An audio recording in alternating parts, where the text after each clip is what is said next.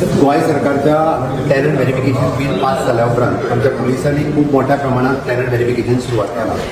आयज खरें म्हणजे 10 तारखेक लास्ट डेट दिल्ली आमी टॅनंट व्हेरिफिकेशन करचें म्हणून. ह्या टॅनंट व्हेरिफिकेशनान धरून जेंच्यांनी आजुनूय करूं ना ते विलिंगली येवन करचे आनी विलिंगली जर येवन केलें ना ते बी जाता तितके बेगीन करचे आनी विलिंगली येवन जर केलें ना आनी जर फाल्यां सकाळीं पुलीस येवन थंयसर जर व्हेरीफाय करून जर टॅनंट आसा म्हणून कळत जाल्यार फायन मारपाक सुरवात जातली.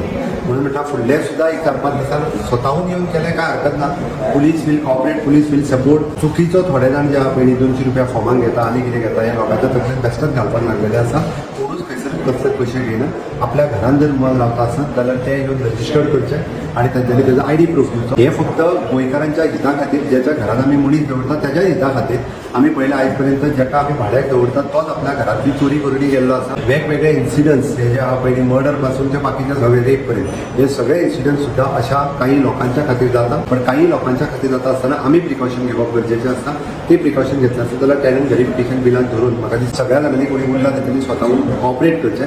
अदरवायज पुलीस घरा वचून करीत जाल्यार फायन मारपाक सुरवात जातली आनी बाकीचीच बरी.